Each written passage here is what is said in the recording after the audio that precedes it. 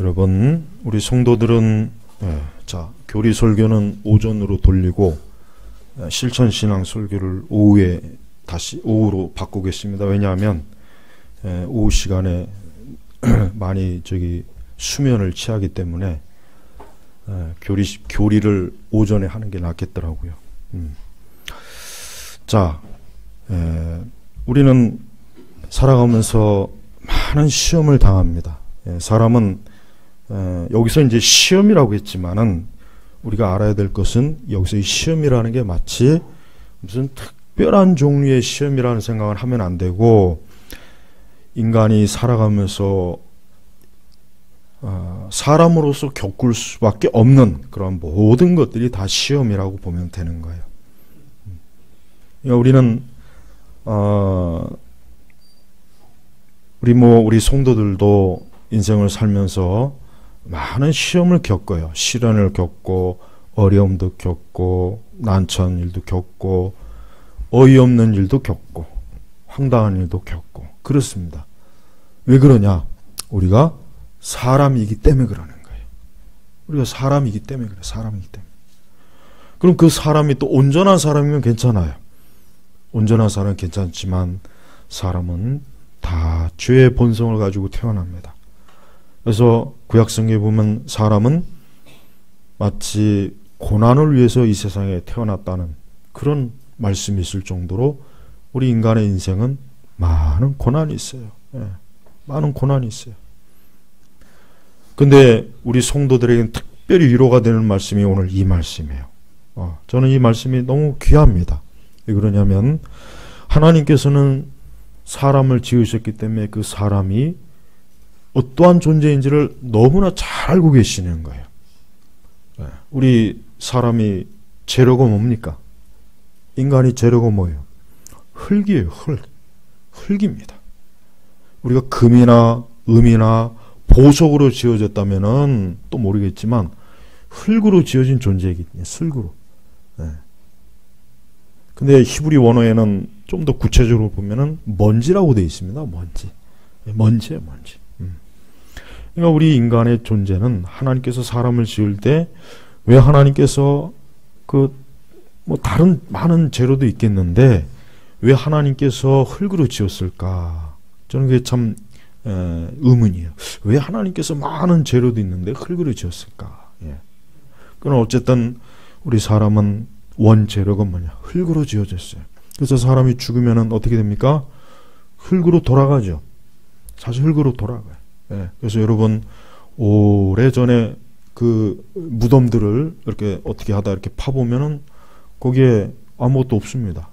흙밖에 없어요. 미라로 하지 않는 이상. 인간은 본질상 흙으로 지어진 존재이기 때문에 사실 엄밀히 얘기하면은 하나님의 형상이 들어가지 않았다면 인간은 사실 보잘것없는 존재예요. 정말 보잘것없는 존재예요. 근데 우리는 하나님의 형상을 입은 거룩한 그러한 존재예요. 다만 문제는 죄를 지었죠. 죄를 지었어요. 그래서 왜 시험이 왜 오냐? 시험이 왜 오냐면 죄 때문에 오는 것이야. 그러니까 사람은 이 죄로 인해서 시험을 당하는 겁니다. 죄로 인해서 시험을 당하는 거예요. 근데 이것을 누구나 피하면 좋겠지만 사실 피하기가 어렵죠. 힘듭니다. 그래서 우리는 아예 전제를 해야 돼요. 우리 인간이 살아가다 보면 이런 일도 있고 저런 일도 있고 이런 경우도 있고 저런 경우도 있고 그런 많은 것들이 있다는 것을 전제로 하고 살아야지. 왜 나한테 이런 일이 있지? 왜 이러지? 이거 왜라고 자꾸 그러면은 한도 끝도 없어요. 한도 끝도 없는 거예요. 그렇게 의문을 제기하기 시작하면은 이건 답이 없어요. 왜? 애초부터 사람이 죄를 지은 존재이기 때문에 그로 인해서 어쩔 수 없이 시험은 오게 돼 있는 거거든요.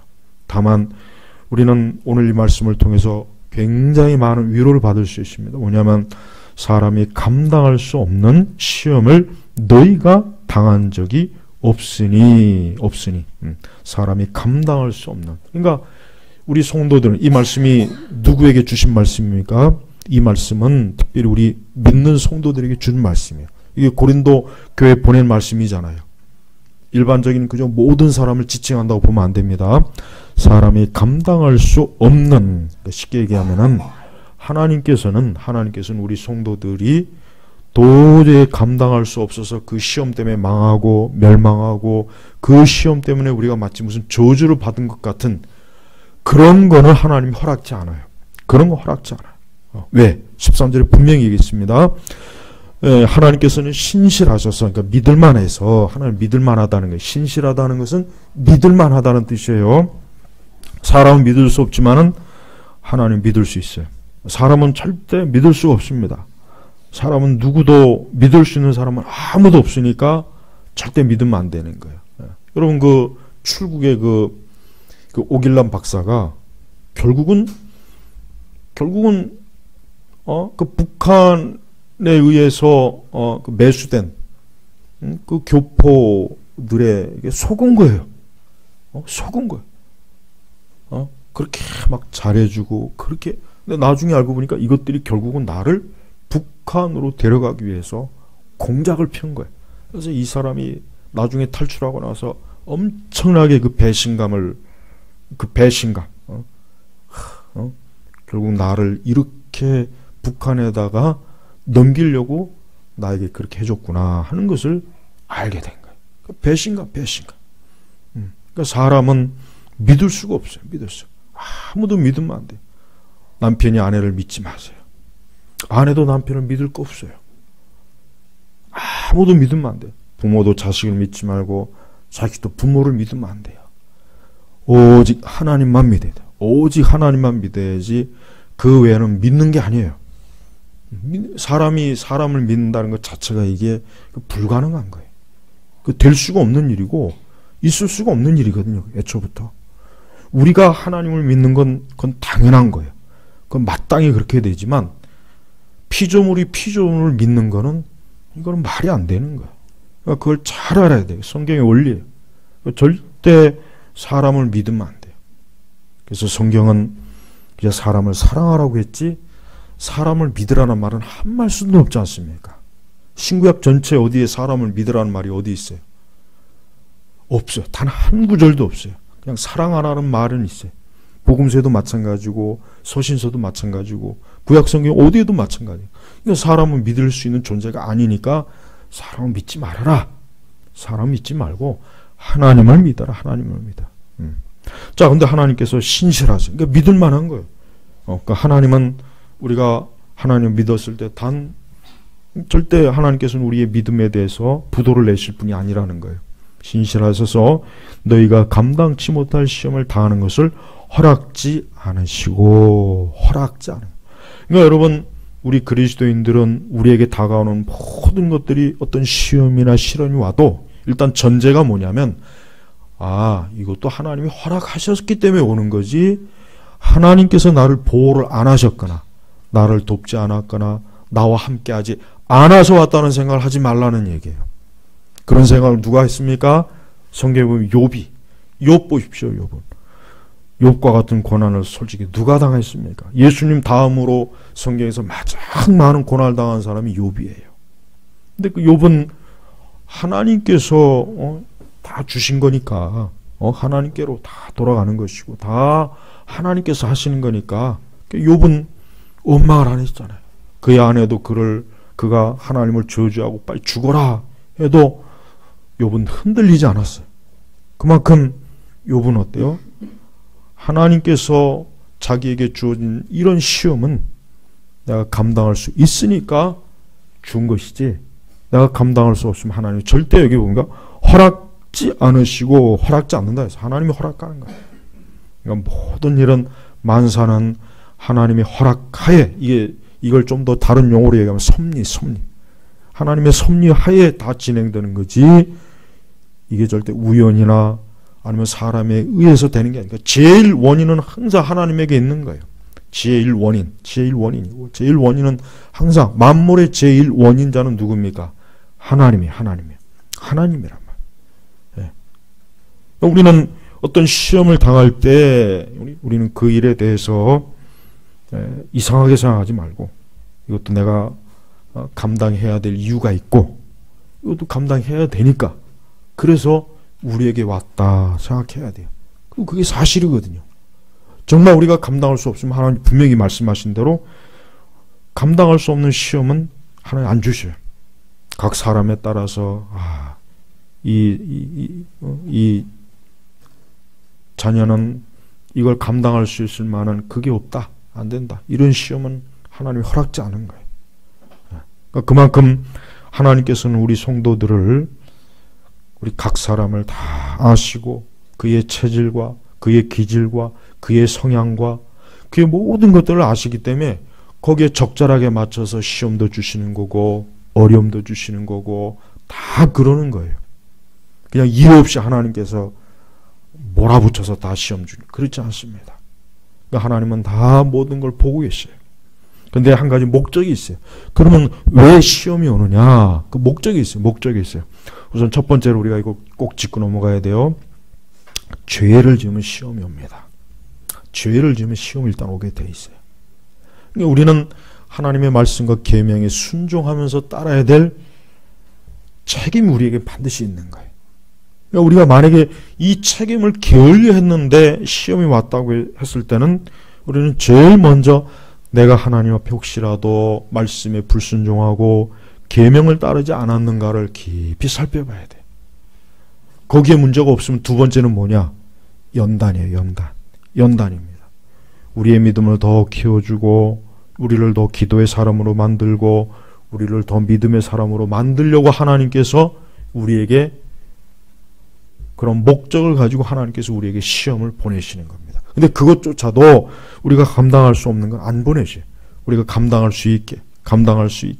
응? 여러분 운동이라고 하는 것도 하루아침에 근육이 이렇게 커지는 게 아니잖아요. 그렇죠? 하루아침에 근육이 커지는 게 아니에요. 시간이 걸려요.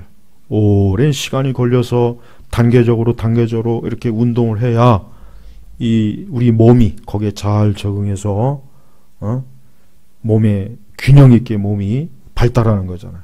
근데 그게 하루아침에 됩니까? 안 되는 겁니다. 마찬가지야. 하나님께서도 우리 성도들에게 성화와 우리의 믿음과 우리의 신앙을 이끌 때 그냥 하루아침에 몰아서 그냥 한꺼번에 하시는 것이 아니라 우리의 믿음의 그 횟수와 우리가 믿는 하나님의 우리에 대한 믿음 이런 모든 것들을 감안해서 우리를 양육하시는 분이 바로 하나님이십니다.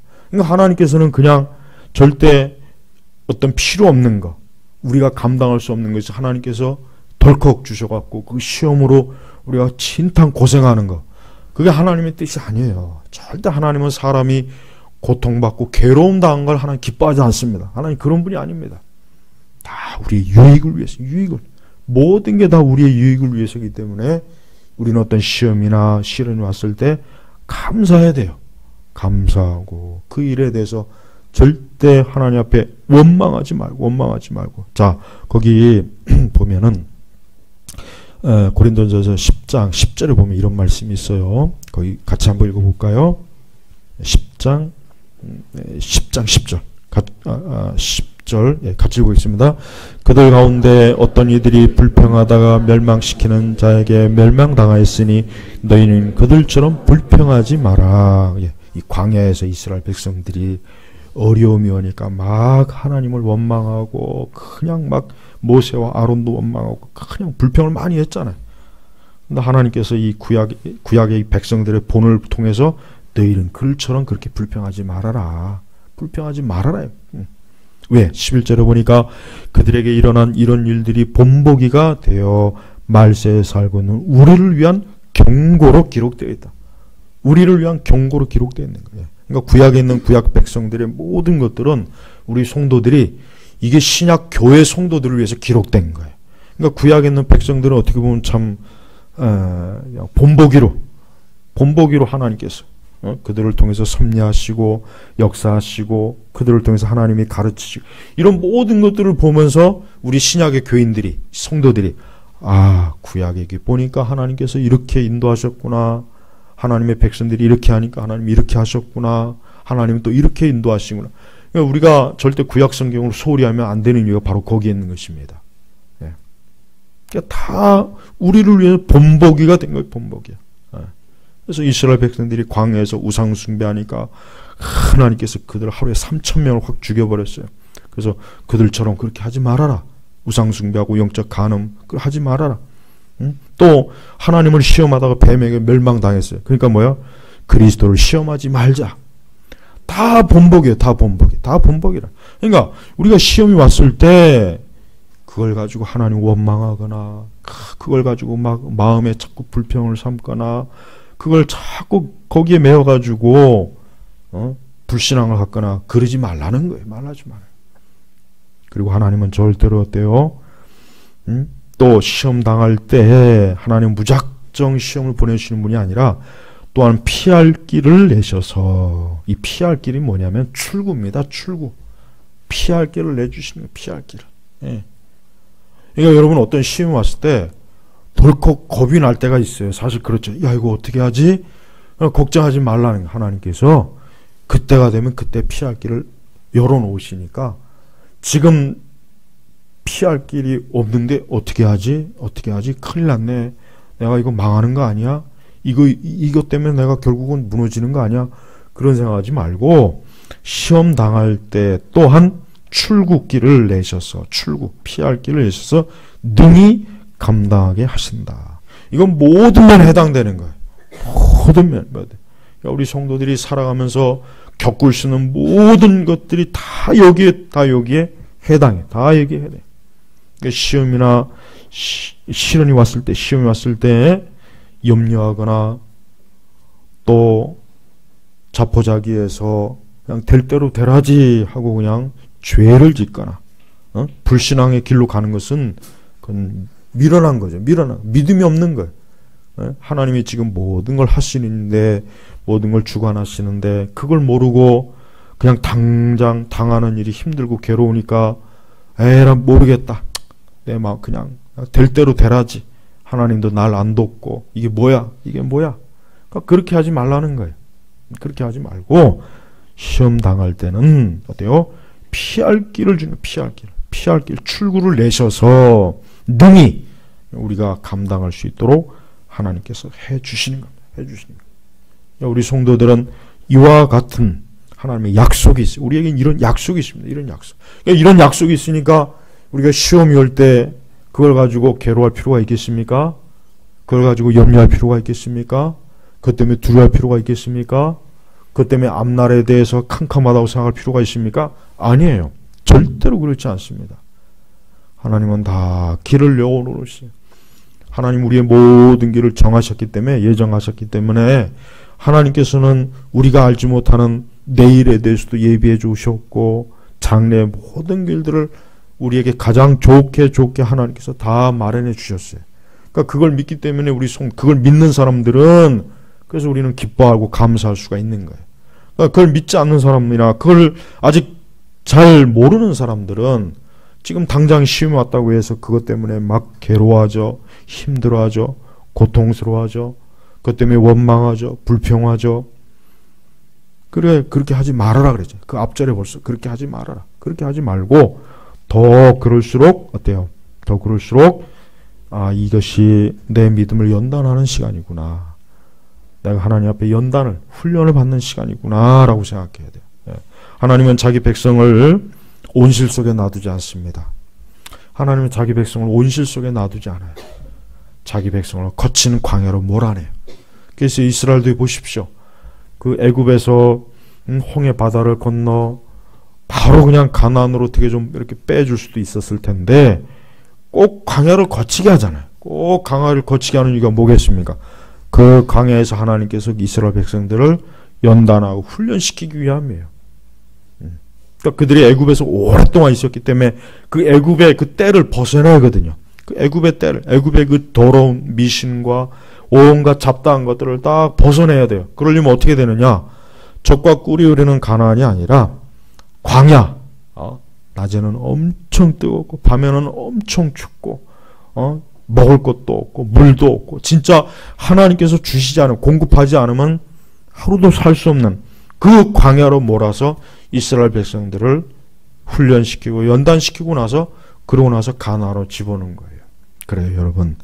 우리 성도들은 이 다음에 하나님 나라에 들어가기까지는 어때요? 어차피 우리가 사는 이 세상은 광야예요, 광야.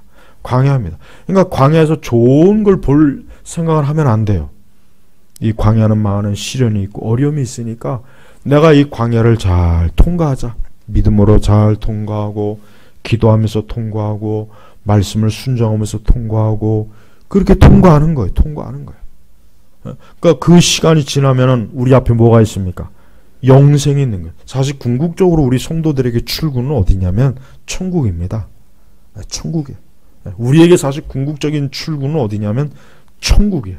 그러니까 천국에서 우리는 이제 이 땅에 있는 모든 그 시험들, 인생 자체가 시험이거든요. 그런 것들을 다 통과하는 거예요. 그런 것들을 다 거치고 그런 것들을 넘어가고 위기도 넘기고 해서 결국은 천국에 입성하는 겁니다. 그 천국에 입성하는 순간 어때요? 내가 광야에서 그 어려움을 겪었던 그 모든 시험들이 한순간에 그냥 싹 눈 녹듯이 사라지는 거예요. 사라지는. 완전히 그 고생했던 것들이 다 사라져서 이제는 뭡니까? 영원한 안식을 누리는 거죠. 안식을 누리는 거예요. 더 이상 수고할 게 없어요. 무거운 짐이 없어요.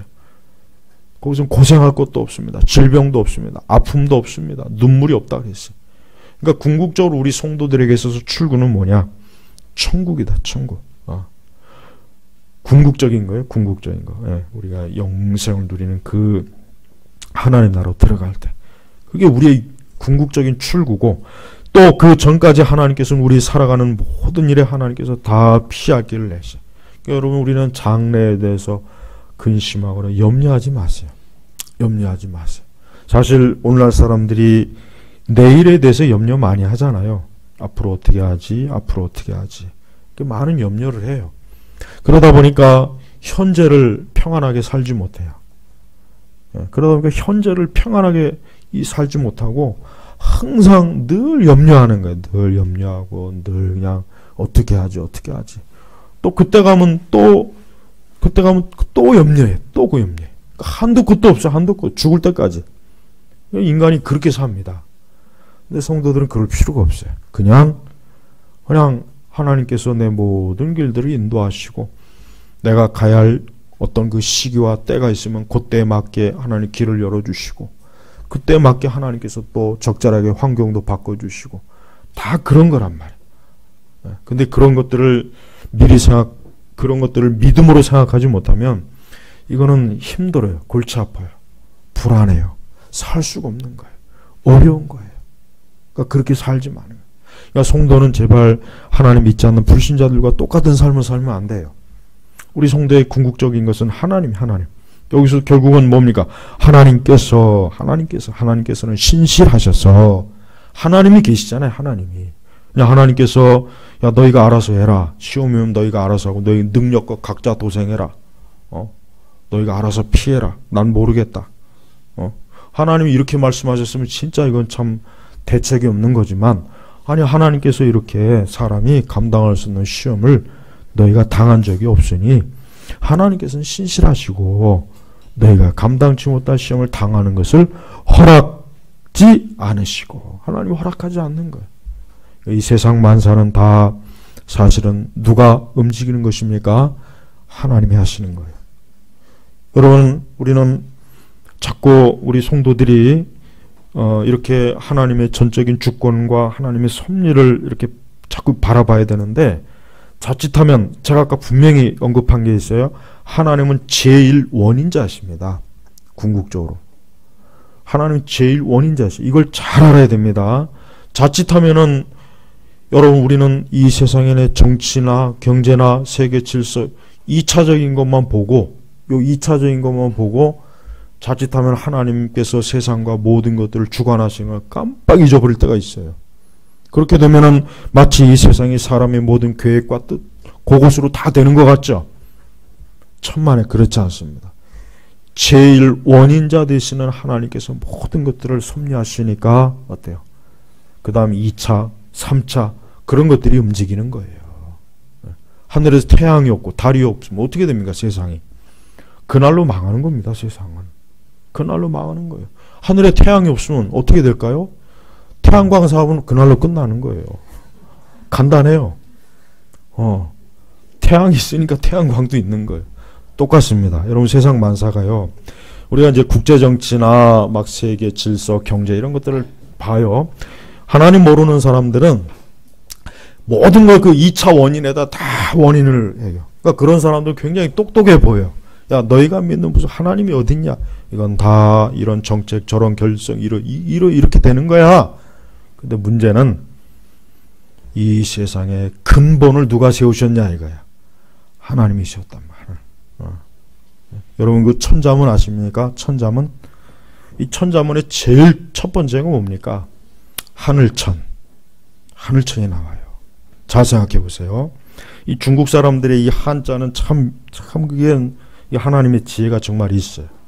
이 천자문의 제일 첫 번째 글자가 뭐냐면 하늘천이에요. 하늘부터 나옵니다. 하늘. 그게 뭔지 아십니까? 궁극적으로 인간의 모든 세상은 위에서부터 결정이 시작되는 거예요. 그게 그냥 뭐 글자 연습시키라고 만든 건 줄 아십니까? 절대 그렇지 않아요. 하늘천부터 시작해가지고 쭉 천자문이 내려와요. 그 천자문을 무시하지 마세요. 우리 아이들 그 한자 교육 시킬 때 제가 보니까 확실히 천자문이 제일 첫 번째 그게 맞는 것 같아요. 내가 볼 때는. 옛날에 그래서 서당에서 그 한자 교육 시킬 때 제일 먼저 천자문을 띄게 하잖아요. 천자문을 띄게 한단 말이에요. 다 이유가 있는 거예요. 그러니까 이 중국의 이 모든 한자의 가장 기본이 첫 자가 뭐냐? 하늘천. 하늘. 이 사람은 이 하늘, 하나님 위에서부터 섭리하지 않으면 이 세상의 만물 질서는 아무것도 못합니다. 아무것도 못해요. 아무것도 못해요. 옛날에 그래서 근대 이전의 모든 학문이나 철학이나 이런 것들은 적어도 하나님의 존재를 전제해 놓고 철학도 경제도 정치도 다 시작했는데 근대 이후에는 이제 하나님 같은 건 필요 없어. 이젠 우리가 주인이야. 내가 주인이 하니까 그때부터는 이 세상의 질서나 모든 것들이 제1원인자 대신 하나님을 제껴놓고 두 번째, 세 번째 원인에다 대고 맞추니까 세상이 어떻게 됩니까? 더 많은 혼란이 생기고 더 많이 복잡해지고 사람은 더 살기 힘든 세상이 돼버린 거예요. 아무리 문명이 발달하고 좋은 게 생겨도 사람은 하나님에다 맞추고 살아야 돼요. 그러면 만사가 잘 해결돼요. 하나님에게다 맞추면은 어려운 문제도 다 해결되는 것입니다. 그러니까 여러분 우리는 이 말씀대로 하나님께서는 신실하셔서 너희가 감당치 못할 시험을 어느 누구라도 이 말씀을 집중해서 한번 관찰해 보세요. 자, 이제까지 내가 살아오면서 감당치 못할 시험이 있었다면 이 말씀이 틀리는 거고 하지만 말씀이 틀릴 리가 있습니까? 아니야. 말씀은 절대로 틀릴 리가 없어요. 내가 감당할 수 있으니까. 물론 때로 우리가 잘못해서 때로 우리가 잘못했을지라도 하나님께서는 그래도 우리가 감당 못할 정도의 시험은 안 줍니다. 징벌은 안 줘요. 그러니까 내가 불순종했어요. 내가 잘못했어요. 근데 그럴 때라도 하나님께서 사랑하는 자는 하나님의 택자는 징벌을 주셔도 그가 감당 못할 징벌은 주지 않아요. 하나님이 사랑하지 않는 자는 감당 못할 징벌을 줘서 그를 망하게 하는 거예요. 그래서 구약성경에 보면은 하나님의 사랑과 불신자들의 차이를 보면은 사실 하나님의 사랑도 문제 많잖아요. 아브라함, 이삭, 야곱 보십시오. 인간적으로 문제 많아요. 다윗도 문제 많습니다. 문제가 많은데 왜 그들은 망하지 않았을까? 왜 그들은 멸망하지 않았을까요? 그들은 하나님의 사랑을 받고 있거든요. 하나님의 무조건적인 은혜를 받는 사람들이거든요. 그러니까 하나님께서 그들이 잘못해도 그들이 망할 정도까지의 징벌이나 징계를 주지 않는 거예요. 그렇지만 하나님의 택함이 없는 사람들은 뭐예요? 그가 죄를 지으면 그를 망하게 하네. 아주 망하도록 하나님께서 저주해버리는 거예요. 이게 무서운 거예요. 이게. 솔직한 얘기로 사울이나 다윗 중에 누가 더 죄를 많이 졌느냐? 다윗이 더 많이 졌어요, 사실은. 근데 왜 다윗이 망해야 되는데 왜 사울이 망합니까? 사울이 하나님의 택자가 아니거든요. 다윗이 하나님의 택한 자들. 야곱도 솔직히 에서나 야곱 둘 사람 비교해보면 누가 더 죄를 많이 졌습니까? 야곱이 더 죄 많이 졌어요. 솔직한 얘기로. 야곱이 더 문제가 많았어요. 근데 왜 하나님께서는 에서를 망하게 하고 왜 야곱을 살릴까요? 야곱을 택한 거예요. 내가 야곱을 사랑한 거예요. 하나님이 야곱을 사랑한 거예요. 그러니까 여러분, 우리 성도들은요, 어떤 면든지 절대 하나님께서 감당 못할 정도의 망하게 하지 않습니다. 왜? 하나님이 사랑해 주시는 거야. 내가 너를 사랑한다. 내가 너를 택했다. 그리스도 안에서 너를 택했기 때문에 때로 우리가 불순종하고 하나님께 어리석은 길로 가도 우리를 징계하고 교훈하고 우리를 바로잡아주는 그 징계이지, 너는 그 죄 때문에 멸망할 것이다 라는 그런 저주는 하나님 내리지 않습니다. 그러니까 우리는 어떤 이유에든지 어떤 시험이 왔을 때 절대 낙심하지 마세요. 그냥 감사하고 기도하면은 시험은 지나가게 돼 있어요. 그 시험이 언제까지 있는 게 아니에요. 또 지나가면 좋은 때가 옵니다. 그러니까 사람이 절대 이 극단적인 선택을 하면 안 돼요. 이 극단적인 선택을 하는 이유가 뭐겠어요? 이젠 끝났다. 이젠 더 이상 길이 없다. 이제 더 이상 이제 내가 살아갈 길이 없구나. 이젠 끝났구나. 이게 극단적으로 가니까 여기서 그냥 내 인생 끝내버리자. 다 그런 거예요. 근데 조금만 생각하면, 조금만 지나면은 그렇지 않아요. 사람은 또 다 길이 열리게 되어 있는 거예요. 하나님은 심지어 믿지 않는 사람일지라도 일반 은총의 관점에서 그에게 길을 열어주시는 분입니다. 하나님. 그만큼 하나님 자비로우신 분이에요. 하물며 그리스도 예수 안에서 택한 우리에게는 하나님이 얼마나 우리를 많은 사랑과 돌보심과 은혜로 우리를 감싸주겠어요. 그러니까 절대 낭망할 필요가 없어요. 그리고 시험이 오면은 이제 곧 있으면 피할 길 열릴 거니까 걱정할 거 없어. 그냥 가만히 있으면 돼요. 가만히 있으면 돼요. 아무것도 할 수 없으면 그냥 가만히 있는 게 최고입니다. 가만히 있는 거예요. 뭘 하려고 하지도 마세요. 그냥 가만히 기도하면 돼요. 그럼 하나님께서 길을 다 열어주셔요. 다 열어주십니다. 이건 틀림없는 사실이니까 믿어도 돼요. 걱정할 거 없어요.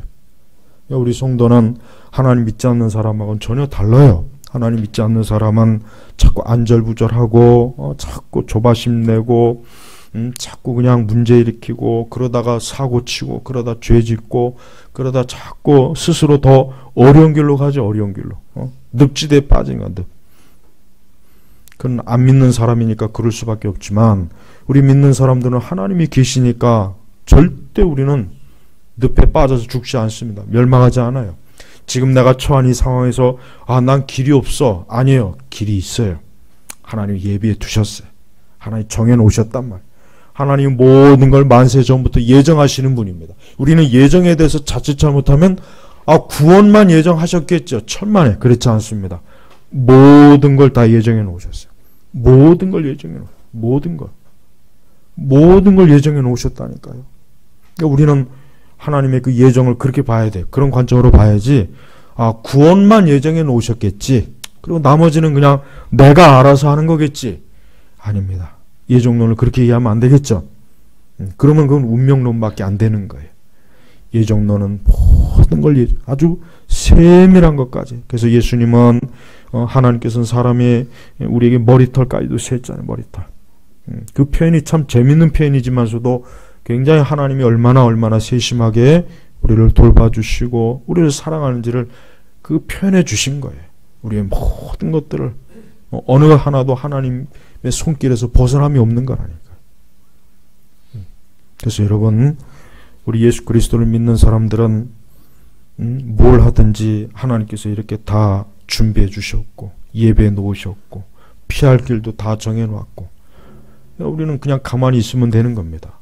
우리가 공연히 자꾸 조바심 내고 안절부절하고 자꾸 이렇게 그냥 상처를 자꾸 이렇게 건들면 더 상처가 더 나잖아요. 그러니까 자꾸 그렇게 할 필요가 없어요. 어떤 막연하고 막막하면 그냥 조용히 기도하면 됩니다. 그러면 돼요. 그러면 아주 100% 길이 열리더라고요. 보니까 나는 어차피 아무것도 할 수 없으니까 어쩌겠어. 그냥 가만히 있어야지. 그러니까 기도만 하면 돼요. 그러니까 절대로 우리 성도들은 너무 막 이렇게 나설 필요 없어요. 우리가 살아가는데 너무 나설 필요가 없습니다. 왜? 대부분은 다 하나님이 그냥 다 정해놓으셨고 인도해 주셨고 우리는 그냥 그 정해놓은 대로 그때그때 가면 돼요. 그러면 별일 없더라고요. 근데 그렇지 않고 우리가 하나님 믿지 않고 하나님 의지하지 않고 내가 자꾸 불신앙 갖고 자꾸 이렇게 저렇게 하면은 자꾸 상처가 덧납니다. 자꾸 덧나고 문제 생기고 자꾸 그릇된 판단만 자꾸 되더라고요. 근데 그러지 마세요. 그럴 필요가 없으니까 평안하게 하나님께 맡기세요. 하나님께 맡기시면은 하나님이 우리의 모든 인생사를 가장 복되게 하십니다. 그리고 그렇게 지나면서 믿음이 자라는 거예요. 그러면서 기도의 사람도 되는 것이고 믿음의 사람도 되는 것이고 그렇게 해가면서 우리가 영적으로 자라나는 것이에요. 자라나는 거. 그러니까 다 하나님 목적이 있어요. 그러니까 돌이켜보면 그래요. 저도 마찬가지예요. 이 하나님의 목회 사역이 힘들어요. 어려워요. 근데 제가 이제 이 초기에는 이거 참 큰일이다. 어떻게 하지? 그런 생각을 많이 했어요. 근데 참 그건 어리석은 생각이에요. 돌이켜보면. 왜? 하나님 앞에 그냥 기도하면 되는 건데 그냥 가만히 있으면 되는 건데 뭘 그렇게 그냥 조바심이 나서 뭘 그렇게 막 그럴 필요가 없었던 거예요. 우리 일반 우리 신자들의 삶도 똑같습니다. 모든 게 다 주님이 잘 인도해 주실 거고 염려 없을 거예요.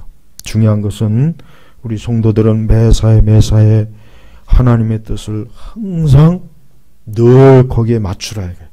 늘 하나님의 뜻에 맞추면 돼요. 근데 그걸 잘 안 하죠. 그걸 귀찮아하죠. 또 그걸 싫어하죠. 또 알아도 고의적으로 또 회피하죠. 그래서 하나님께서 징계하시는 거예요. 그래서 징계하는 거예요. 그래서 그렇게 하지 말라고. 그렇게 하지 말라고 하나님이 징계를 하는 거란 말이에요. 그러니까 지혜로운 사람은 하나님의 징계가 올 때쯤 되면 그때 벌써 확 돌아서요. 징계. 아이들도 그렇죠. 미련한 놈들은 꼭 매를 맞아야 배우고. 그러나 좀 똑똑한 애들은 이거 맞을 때가 됐구나. 요쯤에서 이제 고개를 확 돌려버린다고 또. 이게 아이들 여러 키우면 그게 우리 부모님들은 벌써 그걸 금방 하네. 그래서 어떻게 보면 제일 큰 아이가 제일 많이 두들겨 맞아요. 근데 동생들이 그걸 보고 배우는 거예요. 형이 저러니까 맞구나. 그러니까 저러기 전에 싹 도르는 거야. 때리려고 하면은 그때 이제 돌이키는 거야. 그러니까 그래요. 그러니까 하나님 앞에서도 그래요. 저도 알아요. 저도 어느 땐가는 이러면 안 된다 하는 걸 딱 알겠어요. 확 돌이키는. 그러니까 하나님 매를 안 칩니다. 매를 안 쳐. 징계를 안 해. 왜? 돌이키니까. 근데 안 돌이키면 하나님이 때려요. 안 돌이키면 반드시 징계합니다. 반드시 하나님이 때려요. 안 돌이키니까. 알면서 안 돌이키니까. 그땐 때리는 거 하나님이 때려서 돌이키게 해요.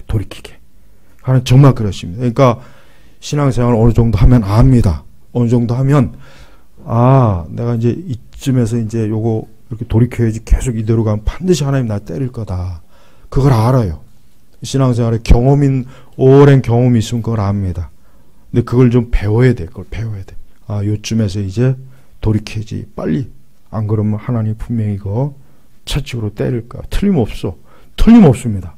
틀림없어요. 그러니까 불필요한 시험은 당할 필요 없어요. 불필요한 시험은 당할 필요 없고 공연히 고난과 어려움을 자초할 필요는 없단 말이에요. 굳이 그런 거 일부러 당할 필요는 없어요. 그렇지만 하나님이 때때로 우리를 연단하고 우리를 훈련시키고 더 믿음을 키워주려고 또 기도를 하게 하려고 특히 시험이 많이 오는 이유 중에 하나는 기도를 안 해서 그럽니다. 분명히 성경에도 그랬죠. 기도하지 않으면 시험이 온다 그랬단 말이에요.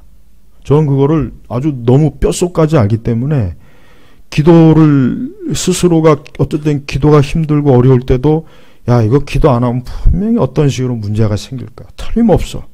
그러니까 그게 싫으니까 기도를 하게 되더라고요. 저도 똑같아요. 저도 똑같더라고요. 이거 계속 기도 안 하면 분명히 이거 하나님이 분명히 기도 안 한다고 분명히 또 문제 어딘가에서 꼭 문제가 터져요. 그러니까 우리 일반 성도도 마찬가지. 하여튼 시험의 거의 90%는 기도 안 해서 오는 거예요. 거의 대부분. 그러니까 시험에 들지 않도록 뭐라 했습니까? 기도하라 그랬잖아요. 그러니까 시험 싫죠. 솔직히 싫잖아요. 그럼 기도하면 돼요. 기도하면 됩니다. 시험이 좋으면은 기도 안 하면 돼요. 거꾸로. 역으로 생각하십시오. 역으로. 시험이 좋으면 기도 안 하면 돼. 그럼 하나님께서 마음껏 아주 그냥 마음껏 퍼부어줍니다. 퍼부어줘. 진짜 아주 거의 죽을 정도로 하나님께서 줄 때도 있어요. 그러니까 그 정도까지 당하면 안 되잖아요. 그 정도까지 가면 안 되겠죠. 그러니까 깨어 기도하면은 거의 시험은 안 옵니다. 거의 안 와요. 거의 안 옵니다. 그러니까 우리는 시험이 와도 걱정할 것 없고, 또 이런 시험이 싫으면 하나님 앞에 아주 힘을 써서 기도하면 되고, 얼마나 간편합니까? 얼마나 좋아요. 이렇게 간편한 걸 가지고 우리 성도들이 보면은 너무 막 어렵게 막 그냥 그런 것 같아요. 마지막으로 하나님 믿지 않는 불신자들의 꼭 해주고 싶은 말이 있어요. 하나님 믿지 않는 불신자들은 예수님 믿지 않으면 인생에 출구가 없습니다. 하나님 믿지 않는 사람들은 예수 그리스도를 믿지 않는 이상은 출구가 없어요. 출구가 없습니다. 어떤 영화 중에 이런 영화가 있더라고요. 아주 희한한 영화들이 있어요. 계속해서 시간을 어떤 한 공간의 시간에 갇히는 거예요. 계속해서 반복. 그 시간과 공간을 벗어나지 못해요. 아주 묘한 영화들이 있어요. 그런 영화들이 있어요. 그러니까 어떤 뭔가 지나면 돌이켜보면 또 원위치 있고 끝도 없이 그 공간과 시간을 못 벗어나는 거예요. 하나님 믿지 않는 사람은요, 그렇게 되는 거예요. 인생이. 예수님 믿지 않는 사람, 이 지구 끝까지 가보십시오. 그래도 출구가 없어요. 그러니까 그리스도를 믿지 않는 사람들은 예수님을 믿어야 그때서야 출구가 보이는 거예요. 인생이. 하지만 예수님 믿지 않으면 절대 출구가 없습니다. 애초부터 하나님께서 하나님 믿지 않는 사람 출구를 안 만들어 놨거든요. 그러니까 지 아무리 자기가 출구를 찾아봐야 출구가 없는데 어떻게 찾겠어요? 그리스도를 영접할 때, 예수님을 영접할 때 그때서야 출구가 나와요. 그래서 진짜 그리스도를 영접하는 순간 그의 인생은 뭐요? 그 지긋지긋하고 아주 저주스럽던 삶에서 탈출할 수가 있습니다. 진짜입니다. 이거는 모든 이건 모든 하나님 믿는 사람들 공통적인 증언이에요. 그러니까 예수 그리스도를 믿지 않는 분들, 지금 이 시간에 그 삶이 고단하고 피곤하고 괴롭고 죽고 싶고 지옥 같은 분들에게 예수님 믿으면 출구가 보여요. 하나의 출구를 만들어 놓으셔요. 그리스도는 뭡니까? 생명의 문이거든요. 예수님은 생명의 문이 생명의 문. 그러니까 그리스도를 믿는 순간 생명의 문이 활짝 열려서 거기로 빠져나올 수 있는데, 예수님 안 믿으면 하나님께서 애초부터 그 인생들을 어때요? 계속해서 뺑뺑이 돌리는 거예요. 죽을 때까지 뺑뺑이 돌리고 결국은 죽으면 멸망시켜버리는 거예요. 이게 인생입니다. 이게 무서운 거예요. 그래서 하나님 믿지 않는 인생은 어떤 일을 해도 출구가 없기 때문에 그 인생이 공허하고 고통스럽고 답답하고 모든 게 뭘 해도 이게 안 되는 거예요. 출구가 없으니까. 그러니까 예수님은 우리의 길이요 진리요 생명이죠. 그리스도는 우리의 길이요 진리요 생명이라. 생명. 우리의 길이에요. 길이에요. 길. 그러니까 사람은 예수님 믿을 때 길이 열리는 것입니다. 예수님과 함께 할 때 길이 열리는 거예요. 이게 인생의 법칙이에요. 세상의 모든 미신과 종교와 인류와 모든 것들을 보면은 결국 하나님께서는 예수 그리스도라고 하는 길, 거기에다가 결국은 생명의 출구를 다 만들어 놓으신 거예요. 다 거기에다 만들었어요. 근데 그걸 모르고 온갖 허망한 출구라고 생각해서 들어가지만 이전보다 더 지독한 호랑이 굴에서 나왔더니 이번에는 고음 굴에 들어가가지고 진짜 그래요. 그러니까 우리 성도 여러분, 제발 이 말씀 가지고 앞으로도 어떤 시험이 왔을 때는 이 말씀을 고보세요. 그래? 시험이 왔구나. 하지만 내가 감당할 수 없는 시험은 아닐 거야. 그리고 또 피할 길을 또 열어주실 거야. 그러니까 걱정할 거 없어. 기도하지 뭐. 하나님께서 기도하라고 하신 거야. 기도하는 겁니다. 그렇게 간단하게 끝내버려요. 그거 가지고 자꾸 머리 싸매지 말고 울지 말고 애걸복걸 하지 말고, 징징 짜지 말고, 옆 사람 괴롭히지 말고, 가족들 괴롭히지 말고, 부모 형제 괴롭히지 말고, 하나님만 붙잡으면 된단 말이에요. 아무도 괴롭히지 마요. 자꾸 괴롭히지 마요. 옆 사람도. 가족도 괴롭히지 말고, 자식도 괴롭히지 말고, 누구도 괴롭히지 말고, 하나님과만 해결하면 되는 거예요. 그러면 됩니다. 이게 하나님께서 정해놓은 거예요. 그러니까 우리 성도들은 이 말씀 꼭 명심하셨다가 앞으로 시험이 오면 이 말씀 붙잡고 하나님께 기도하면 그것으로 그냥 끝나는 겁니다. 아무것도 뒤끝이 없어요. 믿지 않고 자꾸 고집, 엉뚱한 불신 고집 세우니까 자꾸 뒤끝이 있고, 그 사람 때문에 주변 사람들까지 다 피곤하고 힘들고 괴롭고, 저 인간 빨리 안 죽나?